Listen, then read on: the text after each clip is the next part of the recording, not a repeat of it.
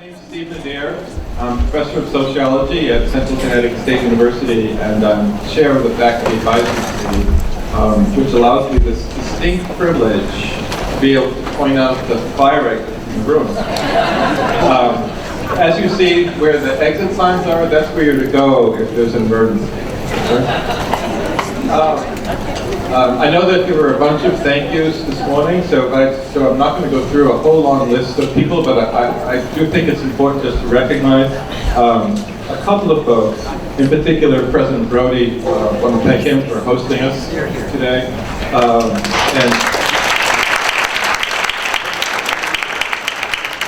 And for people who don't know Greg DeSantis, he's the person who's remarkably calm, but has been really the master of ceremonies in putting all of this together.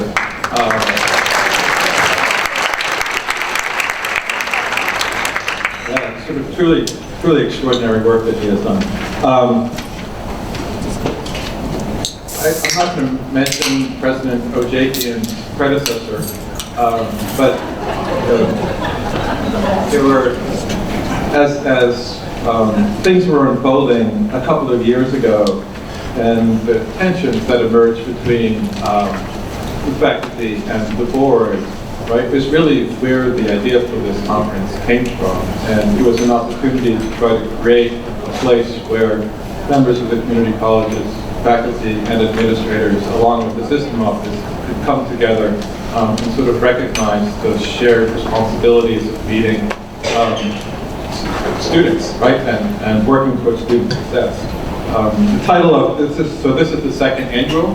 We use annual now. We couldn't use it last year, but we do expect it to be annual and continue on with the title of student success and shared governance. The premise of that is that as faculty, we play a really creative role in designing the educational experience of students, and therefore need to be engaged professionals in that endeavor, and that requires a partnership with administrators alongside of the creative efforts of faculty in designing the program. To that end, by the way, the Faculty Advisory Committee made a recommendation to create a Shared Governance Award. The idea of the Shared Governance Award was to go to a campus for some kind of project that involved collaboration between the administration and faculty. We anticipate this being an annual award. It went to the Board of Regents yesterday, so they approved it. So the announcements on that will be forthcoming. But that's all that I want to say. So great to see so many of you here, and I'd just like to introduce President Ojakian.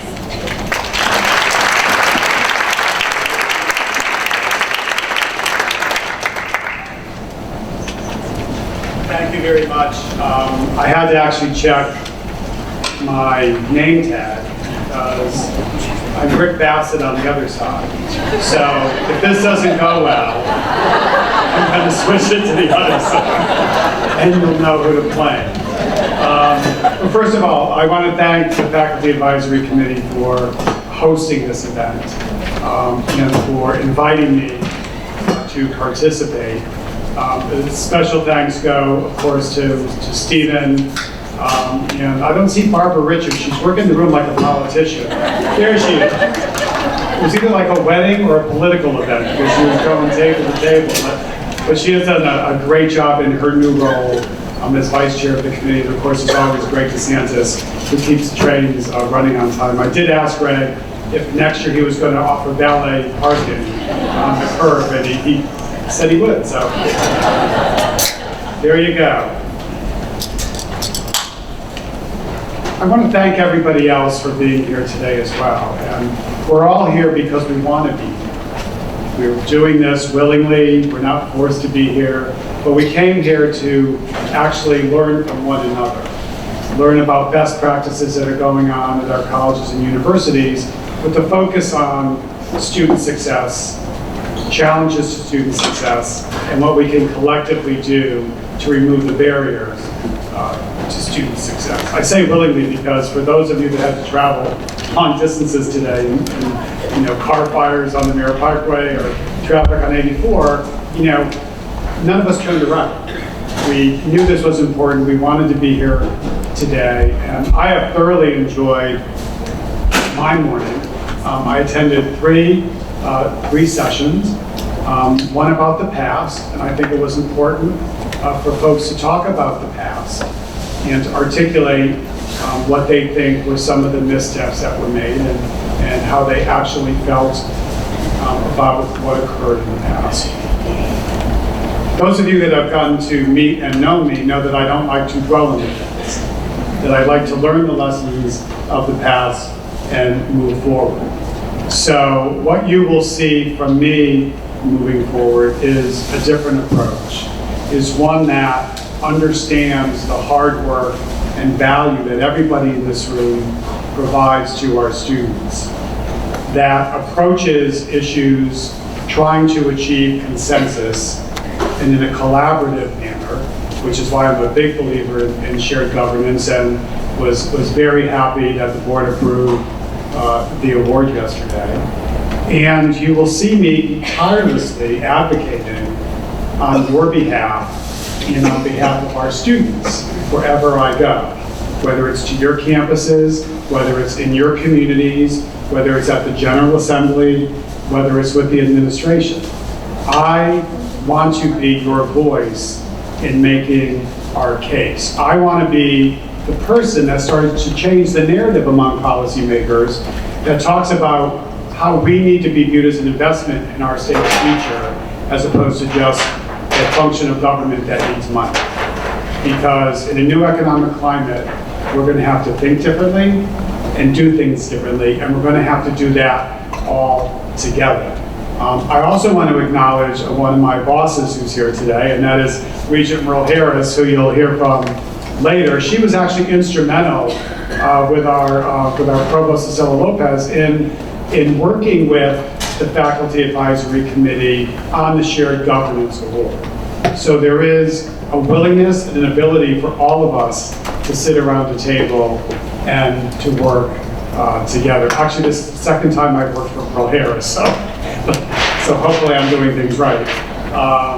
But I truly believe that moving forward, there's nothing we can't accomplish together. And we are going to have challenges. We're going to have financial challenges. So I know I sound periodically like the voice of doom and gloom, but I only say these things because I want that new reality to set in, for people to understand that collectively we're going to have to do and provide services differently. I'm not trying to pick out any one session in particular, but one of the ones that I attended this morning had to do with student services. And the way that one institution provides that in a more collaborative and collective way has meant that no longer are there different silos providing the same services on the campus, but there's one opportunity to really develop those student services, which, as we know, are really, really critical on our campuses. So that's enough for me. I have also the distinct pleasure of introducing our keynote speaker here today, Dr. Thomas Bailey.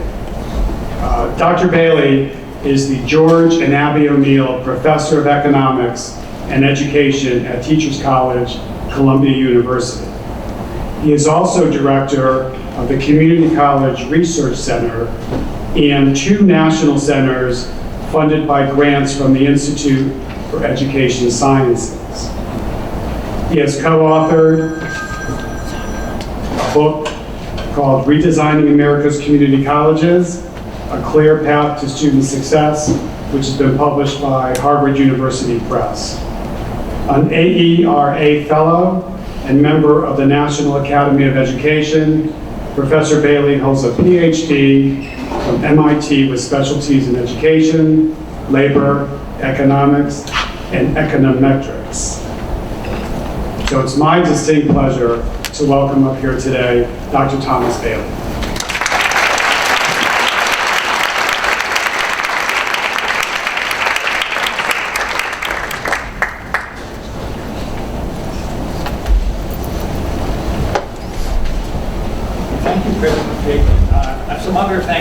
you here.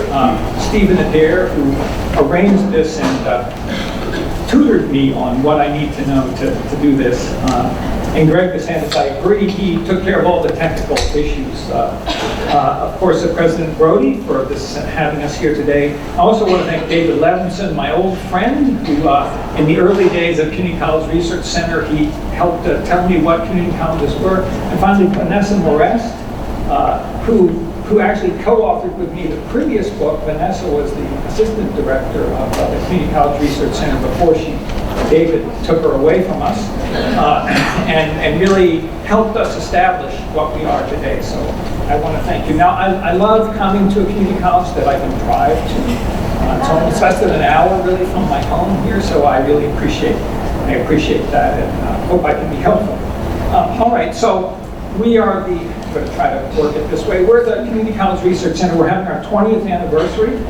Never thought we'd get this far when we started, and we do many different things now. There are about 50 of us, so we have a variety of different topics that we're working on. I'm going to talk today about our book, Redesigning America's Community Colleges, and the kind of the themes under that. Of course, it's a long book, and I hope you all read it, so I'll only give you a kind of a flavor of what we're doing. And so it really starts out with kind of an image of what's going on in the colleges. And this is my staff hates these diagrams, so you can tell me whether they're right or I'm right. This is a picture of what we expect to happen in a community college. So these are, the columns are really semesters. So you can see the 2 semesters, then there's a summer semester and 2 more semesters. And you can think of every student as a slice of this. So this is what we expect colleges. We've kind of designed our colleges. You can go full-time.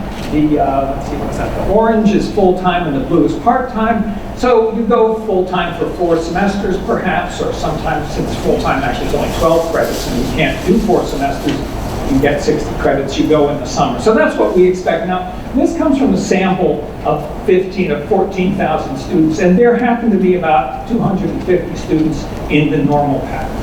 This is actually a picture of the students. Now, in this case, remember, each student is a slice. So everybody starts out as full-time or part-time, but it falls apart immediately. The blanks are when students aren't there. The little dots are when they transfer. So I think this is the kind of a picture of what we're dealing with the experiences our students have. You can also see that the notion of full-time and part-time isn't very well defined because people switch back and forth from those 2 categories. So this is the kind of where we start, try to understand the experience of our students and how we can build on that to make it a more coherent experience for them. Now there are other issues. This is a description of, let me see, this is from another community college, which is basically a description of the core curriculum that they can have to take. As you can see, I've got a bunch of these different ones. And so you understand that this is difficult for students to understand when they're confronted by this. And basically, so our image really is that community college students are kind of lost in the maze. Now, I think it's important to understand that community colleges, from the point of view of the student, are very complex institutions. More complex than the institution I teach at, Columbia University, from the point of view of students. There are many different certificate programs. There are different associate degree programs. Some of those are terminal. Some of those are transfer. And of course, if you think about transfer, and I know that you're working on that, and I think that's really good, that I mean, if you're in New York City, you could probably take the subway to 20 different 4-year institutions. So trying to figure out what the path that student takes, how they're going to, what courses they're going to take, whether those will transfer, becomes extremely complex. And of course, we know that our students in community colleges don't come with a lot of social capital, with a lot of understanding how to navigate colleges. And of course, we also know that we're given the fewest resources to deal with these students when you're thinking about all of the sectors of higher education. So you have a complex institution, you have fewer resources, and you have the students who face the greatest challenges. So that's the issue that we have to deal with. And we're all in these institutions because we embrace the mission of trying to deal with that. So how do we do that? Now, of course, there are other issues. We know that this is just a picture of of developmental education, a sample of students who start out with 3 levels in math, 3 levels below, and you can see, for instance, with this, that 26% of those students who are actually in this particular sample who are referred to developmental education actually don't show up for their first course. So this is just a picture of how we lose students as we go through the sequence of developmental education. And in the end, after 3 years, 11% of those students have actually passed the college level course. One interesting thing about this diagram is that we lose actually more students who sort of leak out of the system than we actually lose students who fail or withdraw from those courses. So that's one. So we know that it's difficult for students. If we want to think about getting students on a concrete path, they need to get established first. So we understand that we get students who have faced lots of academic challenges, and the types of services that we have to do them aren't very successful at getting them through. Now, of course, these are the students most challenged. In this sample, 20% of the students actually are assigned to get at 3 levels below college level. So this is not an insignificant number. But if you look at it, it's a better situation for students who have 2 or 1. But nevertheless, less than half of any of those students actually complete a college level course who are assigned to any level of developmental education, in math in this case. It's pretty much the same, a little bit better if you look at reading and writing. Now, I'm going to show you some data for transfer. This is a report that we published in January called Tracking Transfer. It uses the National Clearinghouse data, which tracks students among institutions. And we have this is, I don't know, has anybody seen this report? All right, so it is public, so it does show these data, and what you see here is the US average, and then the other one is where Connecticut is. So you can compare yourself to where the US average, and of course, if you're close enough, you can see all of the other states too, but you can get this report. Now, so what are these? So the transfer out rate is simply the number of people, we take a cohort, we adjust the cohort for students who are, like a student who only attends part-time for 1 semester, we don't put them in that. So the denominator has changed. So the first is the transfer out rate. So nationally, 33% of this cohort had transferred out. We followed them for 6 years. In Connecticut, the number is 29%, so a little bit worse. The next measure is transfer with award. That is, most students who transfer don't get an associate's degree or a certificate before they transfer. And nationally, that's 29%. And so Connecticut is just about at the national level. Transfer out bachelor's completion rate. So of the people who do transfer, so the denominator here are those who transferred, how many of them end up getting a bachelor's degree? So that's 42% nationally and 34% for Connecticut. Now remember, this is a 2008 cohort. One problem, if you want to follow people for 6 years, you can't take, I'd like to know what happens to your transfer students this year, or especially with your new policy. But, so think of this as historical. This is really from the point of view of the 4-year colleges. So the denominator here is of all the students who arrive at a 4-year college, how many of them get a bachelor's degree? And so we definitely look at that for public institutions and for private institutions. And so you can see that for public, it's 42%, and you're 38%, and the 31 and 26 for the privates. And finally, this number is the number of students who end up with a bachelor's degree. Now, this is what actually, there are 2 things that attracted a lot of attention to this report nationally. One was, of course, every state had it. So we got calls from states all over the place, reporters in every state, we're great, we're bad, what's the story? That was a great story. The other one is this number. About 80% of community college students say they want a bachelor's degree, and 15% get a bachelor's degree in 6 years. Now, you can argue about whether that 80% is a real number, but nevertheless, I think this attracted a lot of attention. Your number for this cohort was 10%, and then we do have we do try to separate for low income and higher income students. This is done by geocoding. We don't have that, so each student will know their address, and then we can take the census tract, and we can see the income of that census tract, assign that to the student. And you can see here that the lower income students are 10, this is the bachelor's completion rate, 10% and 16%, and in Connecticut it was 6% and 12%. So you can see that I think in general, Connecticut's measures were somewhat below the national measure. The national measures aren't, I don't think, a benchmark that we would say is good in any case. We also get this situation here where not surprisingly, low-income students have less success in actually all of these measures than higher-income students. So that's something we can dig more into that. I mean, we're about to publish a report next month that sort of tries to look at colleges and pairs of colleges that do a good job, so that we call this like a playbook. What are the colleges that seem to have good transfer measures do? And so that will be something that we can, that hopefully will be successful too. So just to give you those numbers, but I mean, the picture that we have is that the students are coming into this complex institution, and these are some of the outcomes, which we all know there's low graduation rates.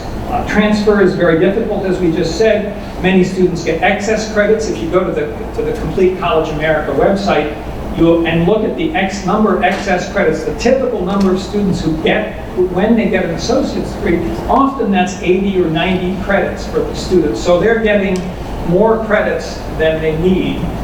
We know these students are challenged, certain low-income students, and it's not just, oh, let me take another course. These are difficult things for them.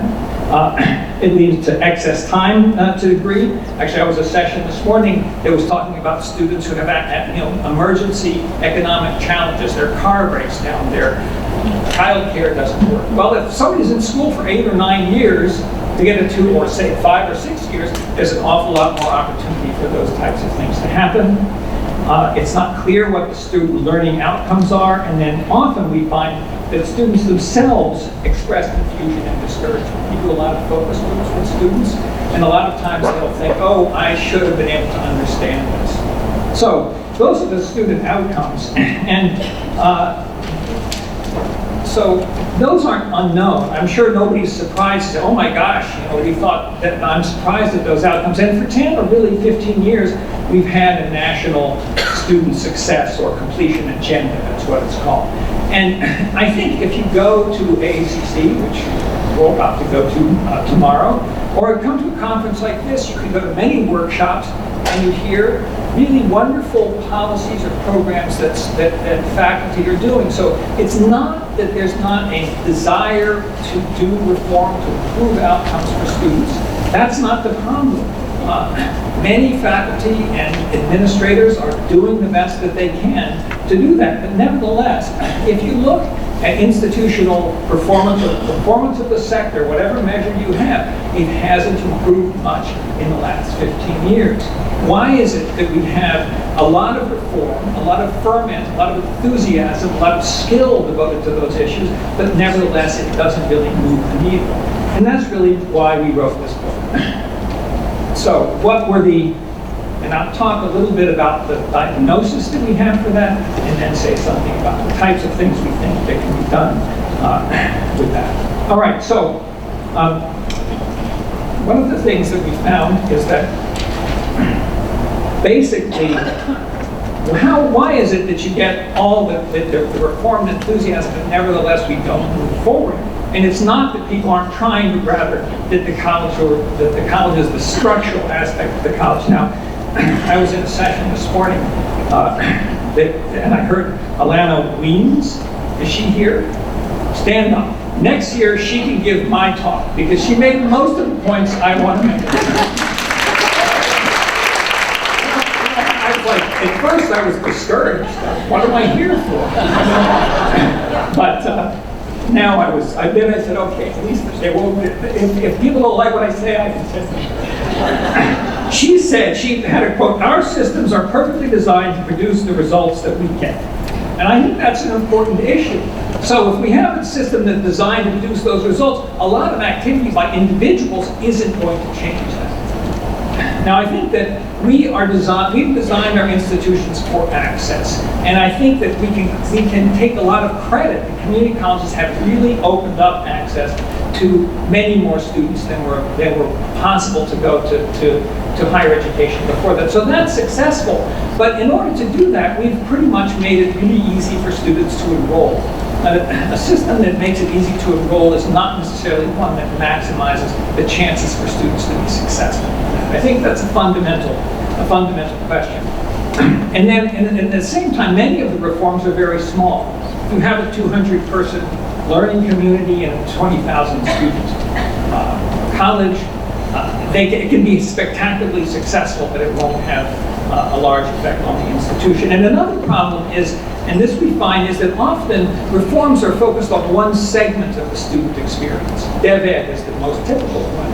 And then we find that even successful DevEd programs that get students into a college level course successfully, if you follow those students for 2 or 3 or 4 more semesters, those benefits fade away. So that we're putting them back into the institution that hasn't changed otherwise. And so it's not, this is sort of, it's not you can't inoculate students to give them 1 semester of an experience and expect that that's going to happen. Okay, so we sort of have this metaphor of what we call the cafeteria college, which is to say, if you go to a cafeteria, there's a lot of stuff there, but it's up to you to choose that. And that's what it is. So what that means is that we have paths that to student goals aren't very clear. It's not easy for them to understand that. The intake process sorts and diverts students. That's the picture I showed before. We find rather than establishing students into their programs of study, it often discourages students and they don't get through that successfully. Students' progress is not monitored. Something else that Alana said this morning, that if you can monitor your students, if you know where they are exactly, if it's easy to understand where they are and what they need to do, you can at least start to address those problems. And then learning outcomes aren't defined or assessed across programs. I'm a professor. I teach my courses. I know what they're learning in my courses, but if somebody comes along and says, let's get together with the rest of the department to figure out the program level outcomes, I'm much less enthusiastic about doing it. So, well, that leads to these types of outcomes, the churning, early transfer. I mean, if what's happening at the community college isn't well designed, it's not surprising that students want to transfer early to get over to the institution where they ultimately want to get their degree. Excess credits, the time to degree is higher, and there isn't coherent skill. Now, in opposition to that, we designed I want to emphasize one thing about the cafeteria college. Lots is here. There are many, many different services. If what you're doing is have a checklist of the availability of services, that looks great. The question is, how are they put together? And is it? And we find that it's often the students who need those services the most who, if it's basically voluntary, are the least likely to access. So I think that's an important insight. All right. So the opposite. So one, we want what we call the guided pathways college leads to where student paths are much clearer. It's easy for them to understand where they are, where they have to go. The intake process is redesigned as an on-ramp. Now I want to emphasize this. Our intake process in a community college is primarily students assessed and they're sent to developmental education. That's the main thing that we do. There's also a brief counseling session, but it can't be that much because we don't have the resources to provide lots of counselors and advisors. So I think the image that we'd like to say is that what we want as an intake process, the goal of that process is to get a student firmly established in their program of study. It's not just to deal with their academic skills. I mean, weakness in math and English is only one minor issue that students face. It's important, but there are many other problems that they face. And the other point about it is if you want students to get into a program of study, you have to help them decide what that is. So we need to devote much more attention to the notion. So that really changes the idea of what an intake process is. All right, students' progress is closely monitored and learning outcomes are aligned across programs, not across individual courses. Now, you also realize that since most students want to transfer, that means that the 2- and 4-year faculty have to get those, as I know you're doing. So I think that's a great progress for that. But that's an absolutely crucial part of that. If you want program level outcomes for a student who wants a bachelor's degree, then there has to be more communication between those institutions. And so those have all of the opposite effects of the cafeteria college. Less churning, less early transfer, more completion, fewer excess credits, etc. So that's just a picture. So I hope I haven't told you enough so that you won't go buy our book, but whet your appetite a bit and to do that. Okay, so think about what it is when a student comes to your college, what it is they want to know. Now remember, we're going to try to get them on a well-defined, coherent path that will lead to their goals. So they want to know, what are my career options? What are the educational paths to those careers? What will I need to take? How long will it take me? And how much will it cost? How much financial aid will I get? And will my credits transfer? So I got ahead of myself.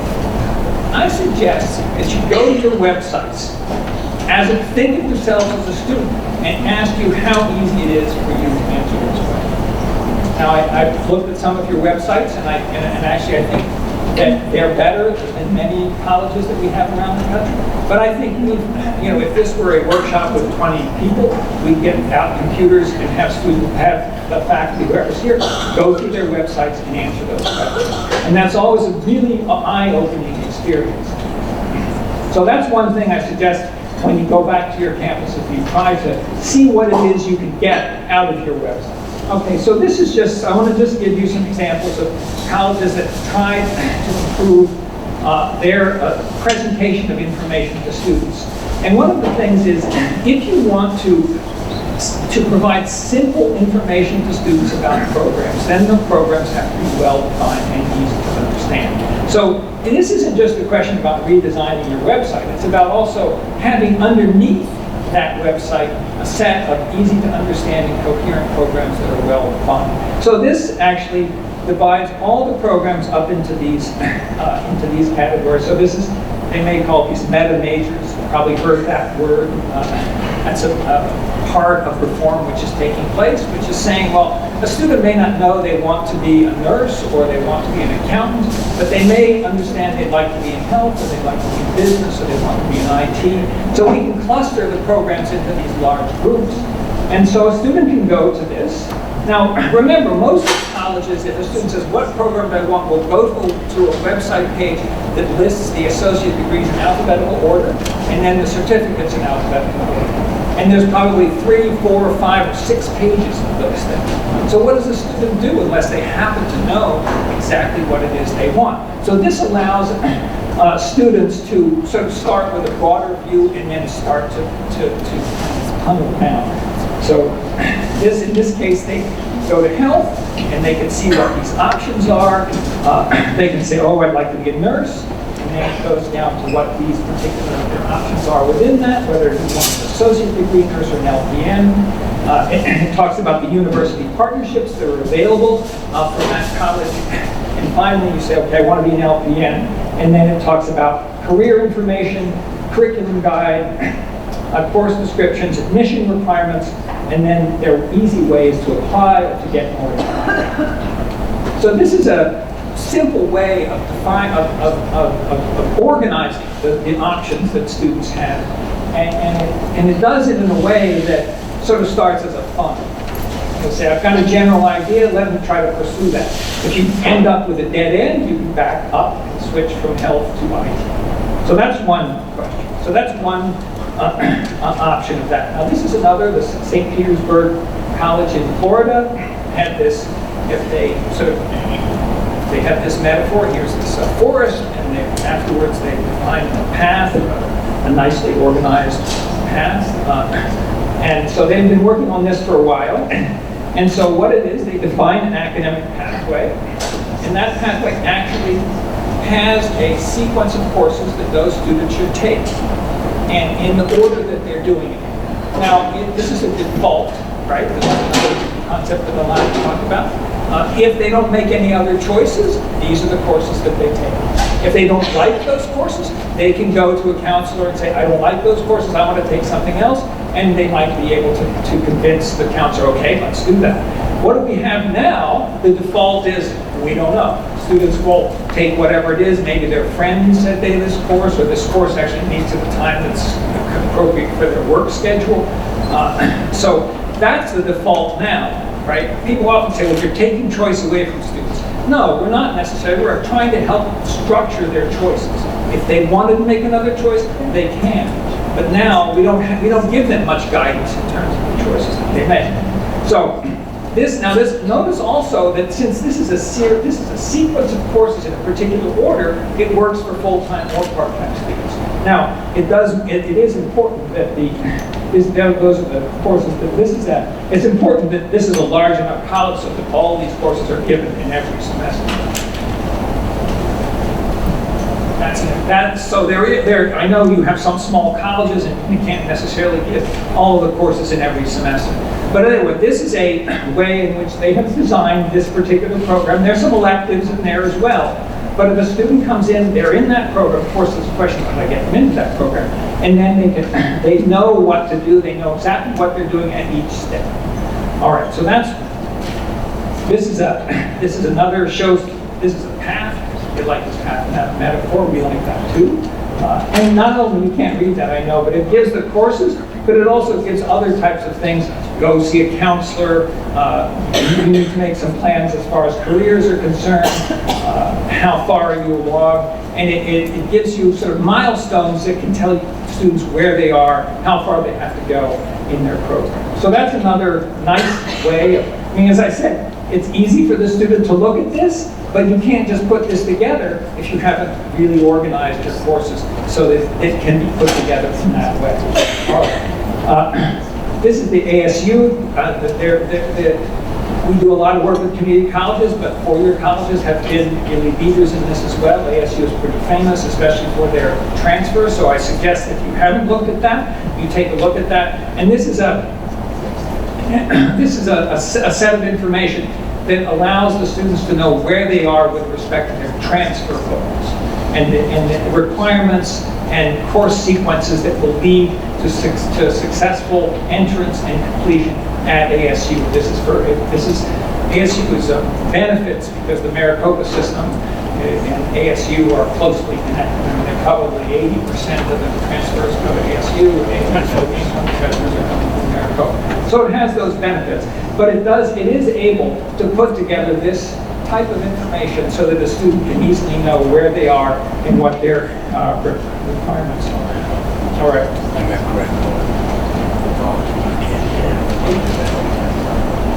So these are just some examples. Obviously, I really suggest that you take a look at some of these websites. I think a lot of work has been put into them. As I said, there's both 2- and 4-year colleges that are doing this. Now, I've emphasized the issue of how it is you get to help students choose. I think one research that we've done has really suggested that the student who knows what they want, that's a really different student than a student who has no idea. If a student knows what they want and we can't help them, then that's a problem for us. We ought to be able to do that. But most students know, or many students don't know. So what is it that we can do? So default program math is one idea. I've already talked about the meta major idea. Required exploratory majors. So at ASU, or they're required to choose one of those majors. Advisors specialize in program areas that require student success courses. And assistance for students to change measures. Of course, we understand that students are going to change majors. So how is it that we organize the program to minimize the loss of this major? They're probably going to lose some credits when they do change that major, which means we need to do the best we can to help them choose right away. Right now, I think our idea now, at least generally, is, well, students can take electives and can explore and figure out what they want to do, and that's the system that we have for helping them choose. Great, but let's give them some assistance. Let's structure their decisions and their search with some help from us. Okay, so this is also a culture of faculty responsibility for career advising. Just another example here, Valencia College has a new student experience. So there's advising, there's an extended orientation to the college, which is basically a student experience. So they view the student success course as an extended orientation to the college, co-curricular college success skills certificate that they have, which essentially certifies that students kind of know how to be a college student and know what they need to do. And then completion of the first 18 hours of college credits. We have a college in New York, Ojakian Community College, a new college, and they basically devote 2 courses to helping students explore what they want to do. Now, they also incorporate into those courses some skill building, right? And they also incorporate into that developmental education services as well. And they've gotten the CUNY 4-year system to accept those as transfer courses. So in addition to actually thinking about what it is they want to do, they pick up research skills because they're researching the potential occupations. There's a bunch of sociologists here. There's sociological skills that they're taught because it's part of this is to explore the city. This is called the city seminar. But they devote 6 credits to that. Now, a lot of times there's resistance to student success. Most student success courses are 1 credit because we don't want to give up credits. 60 credits is too few anyway. There's limits on that, etc. But this is important. If a student can get a goal and figure out what they want to do, that's extremely important, and I think, and if you can incorporate into that some skill building activities as well, that is a useful use of that time. So I think that's an emphasis that I really want to I'm sorry, I was reading from my slides and I didn't have those up. So, that's a picture of that. This is just a description of the new student experience. Attend required student orientation, is a required new student experience course, etc. I've already discussed that. So there's a good example, the Valencia College. I also suggest that you take a look at Gutman. Gutman is a new college. It was really created along many of the principles that we're talking about. Now it's small and it's just beginning. I understand that, but nevertheless, I think they're doing some things that are really worth all right. So that's a kind of an image of what I have to say there. So I think we're beginning to build empirical evidence about the effectiveness of this. It's difficult. I think it's difficult to do that because this is it's not a small program, so we can't take 100 students and put it in it and 100 students who aren't and compare them. We really want this to be a fundamental change in the way we think about organizing colleges. So this is the beginning. This is to go back to the developmental education reforms. The accelerated learning program, we've evaluated this. Which is a community college of Baltimore County, and essentially this is a co-requisite developmental education model where students who are placed into Dev Ed are put in Dev Ed and into a college level course that meets together. And you can see that what happens is that the completion rates of that course are about the same, even though we now have many more students in that course who previously would have been in Dev Ed. So those are the same, but since there's so many more students in the college level course, the number of students who complete the college level course goes up. This is the Tennessee model, which has received a lot of attention. There was something inside I read, I think, last week on this. They've gone to a statewide prerequisite model in which most students are put into college level courses, and each college has a different way of providing services to those students. And so these are just the number of students who complete the college level course in the first semester. So it's much higher. Now I think this is something that we need to follow up. We want to see what happens after 2 or 3 additional semesters. But there's a lot of reform I know you're experiencing your own developmental education challenges here, but there are many reforms going on, and I think some of them are, I think, quite I think we're quite optimistic about those. Now, this is an example from Florida State University, which is really one of the pioneers, and I think it shows the example that they started out saying, well, students took a lot of time because the courses that they needed weren't taking place at the time they wanted to do them. So they redesigned that, so that didn't happen, and that didn't have much of an effect. Then they went and developed program maps so that students, sort of like the St. Petersburg program that I displayed before, that didn't have any effect because students didn't stick with it. It was sort of I think this was something else in that session this morning. You know, if you build it, they won't necessarily come. So this is, so in fact, when they introduced milestone courses with full-on registration required students select an area of interest or major upon entering, they got much more significant increases. So it was, they set up the structure, but students had to be helped to go through that structure as well. Okay, now this is an example, ASAP, which is, you probably all heard of this. This is at CUNY.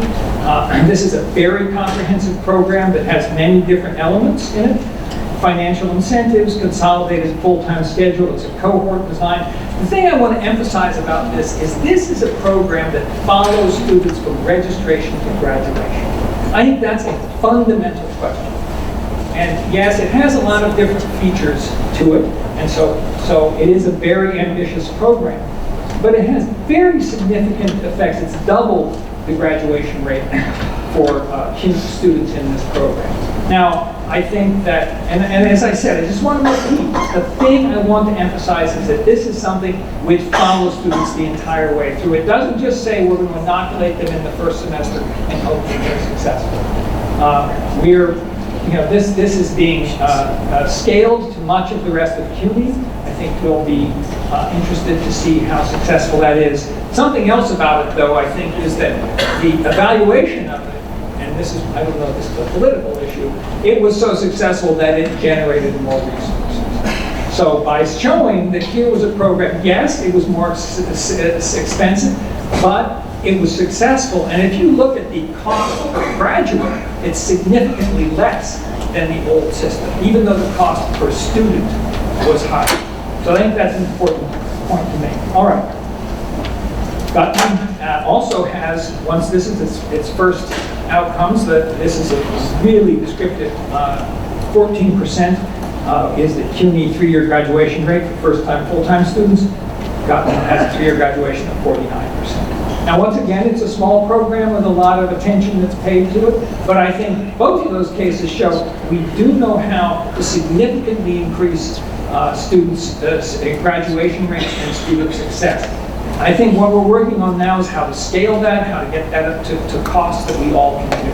And now, once again, this is clearly, Gutman does not have a view of we're going to have a program that lasts only a short time. All right, so this is just a map of places around the country that are doing guided pathways. There are many states, this doesn't necessarily mean that every college in all these states are doing things, but there's a lot of activity going on. There are a lot of things to learn. We at the CCRC are studying many of these things, and over the next years, 2 or 3 years, I think we'll have a lot more experience in doing that. Some of your colleges here are focusing on those issues as well.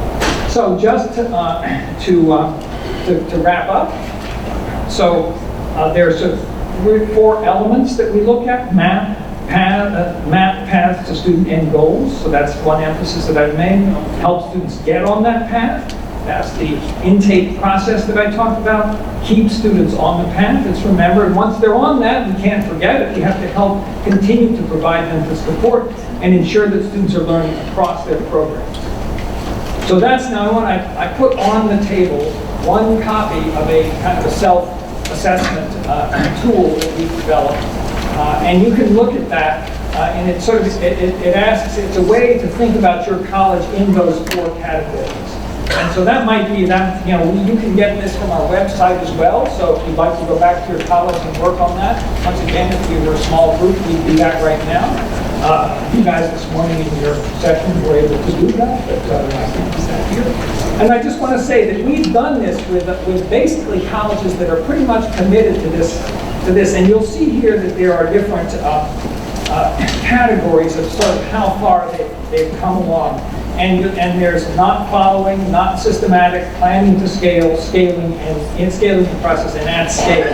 And just to show, this is very difficult, and even the colleges that are sort of really working on this, most of them are not systematic or planning to scale. So it's not as if we've moved a long way with this. It's really just beginning. So I suggest that you take a look at that. We can get more copies of it. It's available on our website. and use it. If you do more guided pathways work in the state, you'll have more opportunity to look at it. So just to end, I just want to say 3 things that I think are particularly important about this. One is that restructuring should not be done around, let's see, what is it? Restructuring taking account of the entire student experience, not just a segment. So I've said that many times. I think that's crucial. Build reforms around simplified and coherent college-level programs of study, including transfer. When you think about it, the college-level program is the main service that we provide to our students. And think about what reform you've heard about or engaged in that focuses on the college-level program of study. I mean, this was a sort of a revelation to me. It's not something, our reforms, and this is one of the issues about reforms that we do, if reforms are small programs, they can be done around the edges.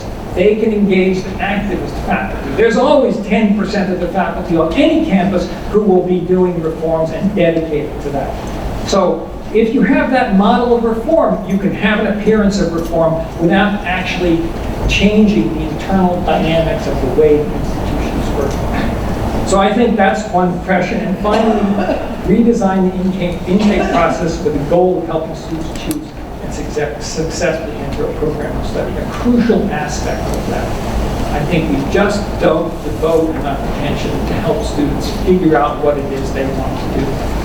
Once we do that, and if we have something to put them into that makes sense, I think we can make a lot of progress. Thank you. That's what I have to say. I really look forward to working with you. I'm very enthusiastic about the transfer work that you're doing. I know you have challenges with developmental education, and I think that their work that you're doing on that, which is given those challenges, I think very, very important and significant. So I look forward to continuing to work.